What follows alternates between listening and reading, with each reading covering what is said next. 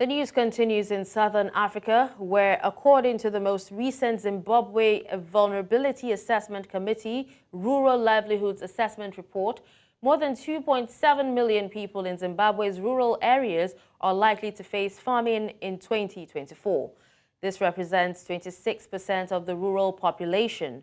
Now, according to the analysis, more than 100,482 metric tons of maize is needed to support the food insecure population during the peak hunger season, which runs from January to March 2024.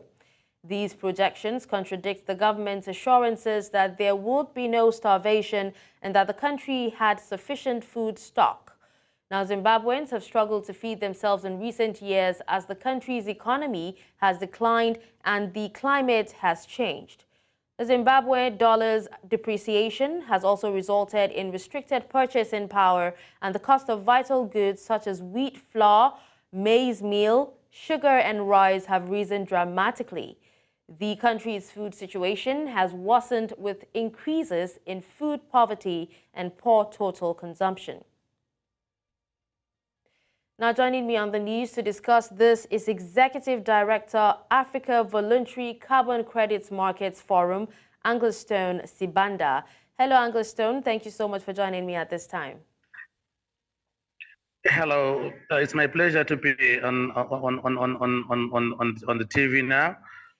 Okay, so thank you for profiling our story. It's a pleasure, Angeloe. So could you provide an overview of the current drought situation in rural areas of Zimbabwe? And also, if you could also tell us, how has the agriculture sector in Zimbabwe been impacted with this climate change and all the concerns faced in Zimbabwe?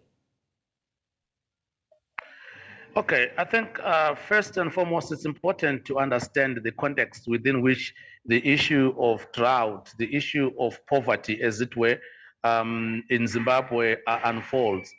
I think it's important that the world understands that Zimbabwe is not only suffering from the effects of drought, but also from the impact of the sanctions that were imposed on Zimbabwe by the United States and the UK following our historic land reform program. So because of those sanctions that have an effect, the report by the UN Special Envoy in 2020, in 2021, clearly articulated and laid bare the impact of these sanctions. So a conglomeration of those sanctions, together with the ravaging impact of climate change, is actually creating a dire situation in our rural in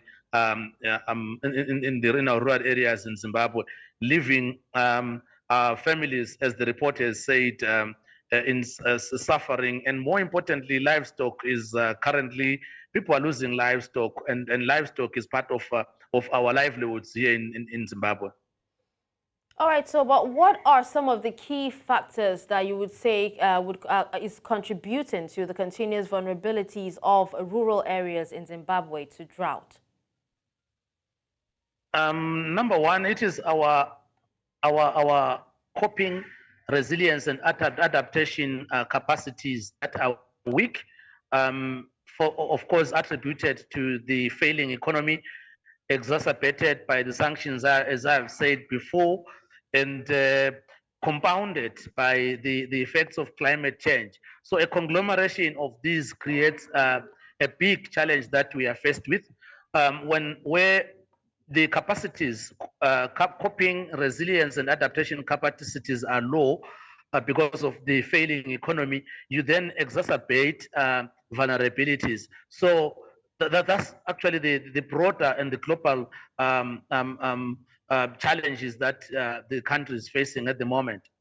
All right. So in your opinion, talking about some of these concerns that have exacerbated the drought and, the climate change that's been faced, what measures has the agricultural sector in Zimbabwe taken to mitigate the adverse effects of this drought? And how successful have these interventions been?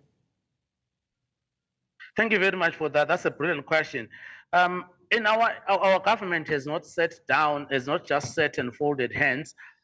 They've come up with what we normally call zero tillage or climate-proof agriculture, where the communities are able to do what they can, of course, getting input support from governments, NGOs, and other stakeholders, to try and do something that we can with our own hands. But obviously, there is need for support, for external support, as the situation gets dire, especially these months when and particularly this year, where the El Nino is actually threatening to create a more severe situation, such that even the interventions that we have come up with through our own climate-proofed agriculture, popularly known as Fumfutsa, we are not looking at any harvest at all, because as we speak right now, even if we are doing the climate-proof agriculture, there's need for rain, and rains have not come. We just have little rains, and we are not guaranteed that we are going to have. They are going to sustain the agriculture season. So we need external intervention in terms of food security, particularly in the rural areas. But for us to get to that stage, we need government to then declare or make that pronouncement to say Zimbabwe needs external support. But what we are seeing from the ZimVac report is that definitely we are heading towards a disaster, as it Well, were. we actually hope that you get, to that stage where you get to have, external support, because climate change is expected to exacerbate droughts in many regions. So in light of this, what long-term strategies do you think should be adopted to build resilience, to adapt agricultural practices, and also ensure food security in not just Zimbabwe, but in Africa as a whole? I think the first stage is the global intervention. I was at COP28, and I think the world has finally started to make strides towards reducing greenhouse gas emissions, which is overall the long-term and global solution towards as the world tries to attain to reach net zero goal targets. And number two, in the meantime, there is need for climate financing, and that's where we call for climate justice, where we are saying the global north should come in with interventions, with financial support to support the mitigation programs that are happening. And also, we have also talked, at COP, we're raising the issue of the loss and damage.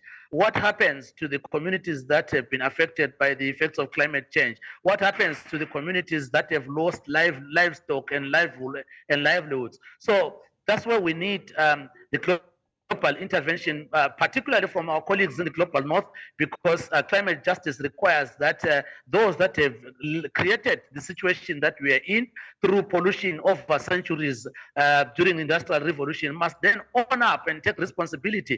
Of course, we ourselves as African countries need to then come together, start to proffer solutions around and investing in innovation and trying to come up with our own homegrown solutions. All right. Well, thank you so much, Angeloe Sibanda, for joining us at this time to share your thoughts on this. Thank you very much.